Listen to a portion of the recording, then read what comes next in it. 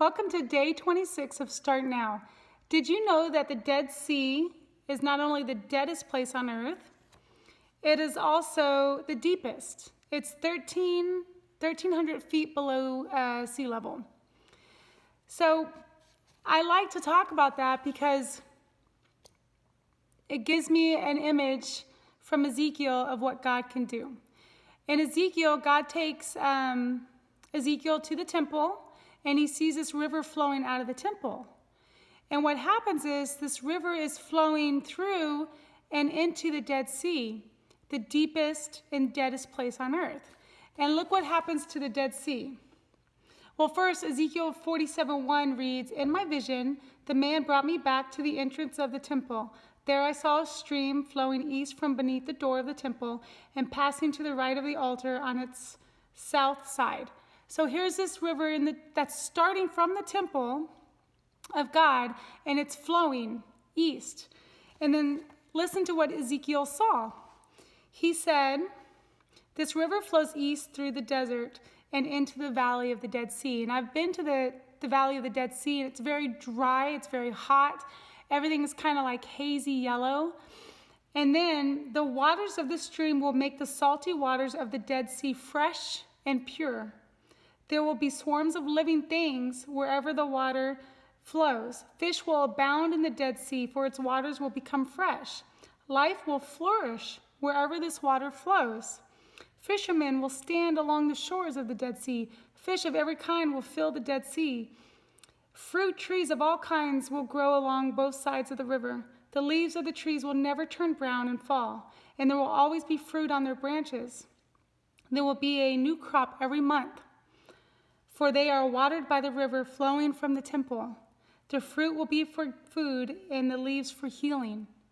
And so you get this image of the deadest, deepest place on earth being filled with the living water of God, of Jesus Christ.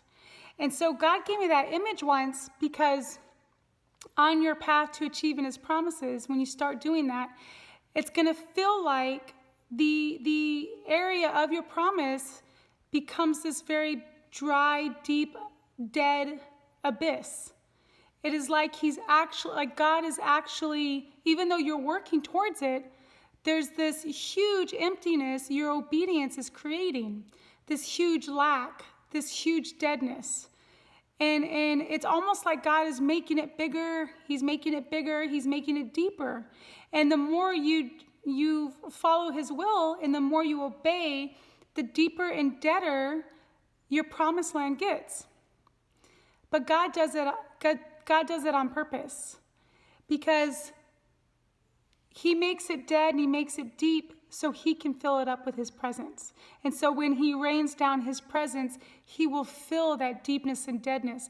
So the longer you allow him to take away, to create this lack, to create this deadness in that area, and he has you there by faith, and you don't give up, and you don't quit, and you don't walk away, but you continue just going at it by faith, the longer you do that, the bigger and deader the cavity will be that God will eventually fill up with his living water.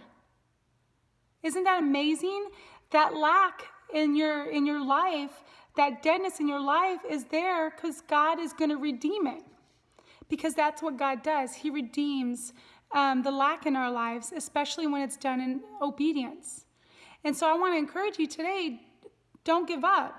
And if you look around you and you see a valley of dead bones, or you see this deep Dead Sea, remember that God can breathe life into that, and God will fill it with his living water.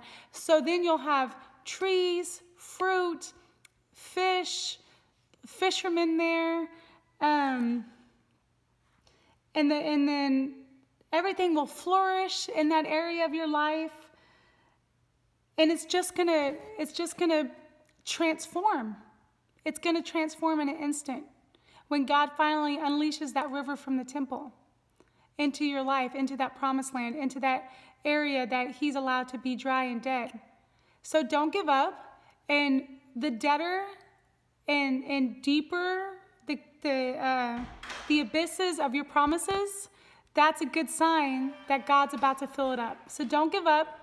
Today is day 26 of Start Now, and we only have a few days left, and then we'll be done. But I just want to encourage you today, don't give up. God will fill that lack with his living water. I'll see you next time. Bye.